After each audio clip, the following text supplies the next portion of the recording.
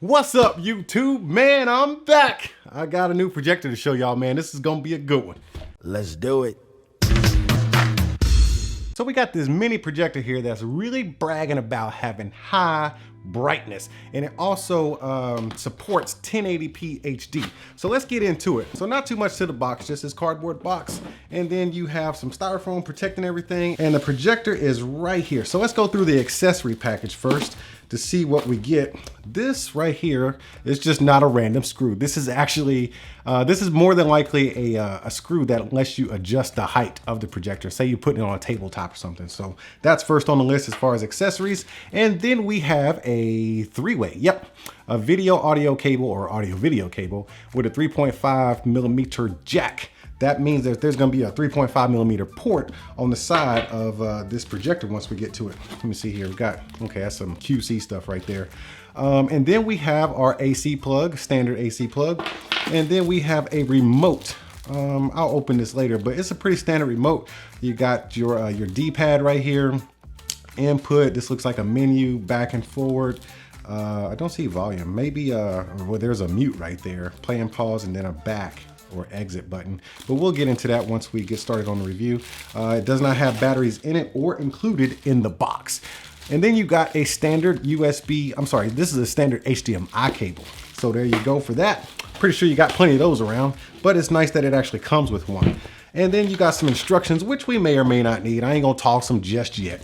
Let's open this thing up. This is actually pretty small. Okay, so I would definitely classify this as a mini projector, and it's very lightweight. I'm guessing probably 3 pounds, maybe, I'm not sure. And it's got a nice design to it, nice sleek design. Too bad you're gonna get a case with this thing. I mean, if it's mini, you know, and it's portable, you know, it'd be nice to have like a little case to go with it. But being this size, it's definitely gonna squeeze into a backpack or a messenger bag pretty easily. So on the top, we got that same layout, just like on the remote. We got a directional pad, an OK button, exit or back, and then we got a menu. No, this is menu, and this is input button, and then you got power, and then you got the ELEPHAS branding right there. And then right here you have, it says, do not look at the lens. I'm gonna tell you, don't look at lenses on projectors. They are so bright. How bright? So bright. This would probably be your focus, and this will be, yeah, this is definitely the Keystone. I think it's got a 15-degree Keystone, and then you got your focus wheel right here. Lens cap right in the front. It's nice that they provide a lens cap. Some of them don't come with it. Some of them have them built in, but it's nice to have, you know, this lens cap that just sits right there. That way you don't have to polish it all the time. But don't be looking in there when the light is on. You will mess your eyes up that way. All right, so on the right side of the projector, we have a, this is your AC input right there, and that looks like a fan area or just some area for it to breathe. Oh, let's go around to the bottom. So that screw, yep, I was right. So that screw that goes in there, this is just so you can kind of raise and adjust the height or the angle of the projector if you put it on a tabletop or something like that. Got some rubber feet, looks like a speaker grill. Wait a minute, we got some type of grill right here and a grill on both sides of this. So I'm guessing this is stereo speakers. We'll have to figure that one out. On the back side, this is a fan. I see the fan right in there. And okay, let's go back to this side. Okay, there's all the good stuff. So this is cool. This is a 3.5 millimeter headphone jack, and this is where you plug in that splitter, that AV splitter that we showed. And this is a USB in, and this is an SD card slot. Then you got your HDMI port right there and a VGA port right here. And that is all the interfaces you're gonna need to do with this thing. I will tell you the build quality on this thing is nice, and I will say it is definitely a portable projector. But the big question is, how good does it look when you cast it on a screen? So let's go check it out. Okay, I'm a huge fan of Unbox Therapy, so I was actually just checking out some footage from his video on, or one of his videos from the Galaxy Fold. Man, ain't that some crazy stuff that's happening with that phone right now? But let me go ahead and take it off of his channel because he doesn't pay me, and yeah, I don't want no trouble with Mr. Lou. So now about this thing, I want to tell you. Let me go ahead and play some footage from maybe one of my videos. Let me bring this down here. Let's go into my actual channel on YouTube, and we'll play my last vlog. Let's get that going as I talk, because I want to talk about some features of this projector. So let's get this in full screen, that way you can see some of the stuff I'm talking about. Okay, so the screen So I'm projecting this from about 8 feet away on a 75-inch screen right now. So as far as covering a 75-inch screen, you are good to go. As far as brightness, I could recommend this for an office environment if you needed to do some traveling and needed to do an office presentation. I could recommend it if you can actually get that room pretty dim.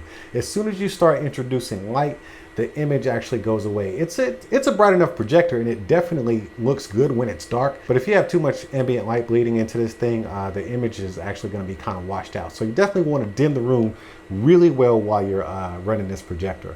Out of the box, it comes really tuned up to where the sharpness is turned up really high and the saturation is just kind of overly done.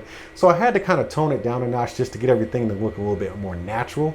And it does. I like the picture that I'm seeing here. So we're talking about a budget projector and a mini projector at that. And so you have to manage your expectations and understand that this is really good for what you're paying. This is actually exceptional quality for what you're paying. And I can definitely recommend it. Before I even finish this review, I recommend the projector just for the price point and what you get out of the box. You get all those accessories with it, which gets you set up right away. All you need is a display to hook this thing up to.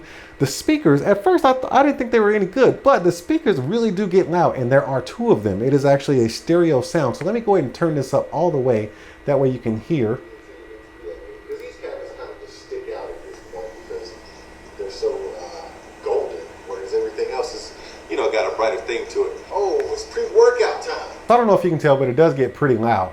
But I will tell you, if you are sitting right next to the projector, you might be a little bit annoyed from the fan. It's a relatively noisy fan. You might want to hook up an external speaker system to this thing, but in a pinch, the speakers will definitely get you through whatever you're doing. If you're watching movies, I definitely recommend you hook up an external speaker to it. But for an office presentation or something like that, maybe just watching a couple of YouTube videos, the built-in speakers will do you just fine. But if you're sitting too close to the projector itself, the fan might get on your nerves a little bit because it's on the loud side. So let me go into some of these settings for you. You can actually stand behind the projector to operate it via the remote, or you can actually touch on it. As we saw, those buttons are on the top. But if you don't want to be messing with your picture and stuff like that, use the remote and you can operate it from behind the projector, which is a plus, because if you're doing a presentation or you just don't want to disturb what's going on with the picture, you can stand behind here and just operate it with the remote like I'm doing right now. So you have your different modes. You have user, this is the picture setting right here. You have user, and you can go into the color temperature, aspect ratio. It does not have a mechanical zoom, but it does have more of an optical zoom where it will cut off some of the frame if you zoom in to zoom 1 or zoom 2, or you can just go back to the 16:9 aspect ratio. Let me go back so I can show you the rest of these settings. Once you hit the back button, it actually kind of takes you out of the settings, then you got to go back in it. But there you can see all of your stuff right there. Then you can go into your sound mode, which you have standard, you have music, movie. Not sure how much difference you're going to have in the different sound modes, being that these speakers are not, super high quality. But like I said, they do get you by in a pinch. Let me go back to the settings. All right, let's see what else we got. We got sound, and we got a sleep timer, and then you have your options where you can go into here and factory reset this bad boy. So coming out of the settings, I want to go into the input modes now. The only thing I have hooked up right now is an HDMI. You do have your AV input right there, which is that cable they give you. You have a USB-in connection, which you can plug in a thumb drive or something like that. Then you have your SD card slot. Once you go into USB, I thought it was pretty interesting. Is it going to show it? Yeah, there it is. So once you go into USB, as you can see up top, I don't have a device connected, but you can go into movie, music. You can actually search the folders and you can look for like documents and stuff like that. So I thought that was pretty cool to have that available to you from the USB setting. But let me go back into the HDMI setting because we want to see a picture from this thing. Now, the last thing I want to talk about as far as the picture is focus. Let me unpause it. Is focus and Keystone. So I will recommend that you get this thing as level as possible with the screen that you're projecting on, because if you have to adjust that Keystone too much, your corners and your edges might not be as focused as you would want them to be. You can get the center focused, but the edges and the corners probably won't get as focused as you want it to be, just because of the Keystone. It's kind of tilted and stuff like that. So try to get the projector as level as possible during setup when you're setting this thing up so you can get the cleanest picture as possible. But I ain't no expert on this kind of stuff, but I do like this projector, man. I think there's a good value here, man. Anyways, I gotta get out of here, but if you enjoyed watching this video, you make sure you throw those emoji hands up in the comment section, and I'll see y'all at the next one. All right, apparently you had a good time watching this video. Well, today is your lucky day, because I done already made a whole bunch of them for you to go back and binge watch. But if you just want to check out the new stuff, you make sure you smash on that subscribe button and tap that little bell. That way you'll know when it's time to come back and open up some new stuff.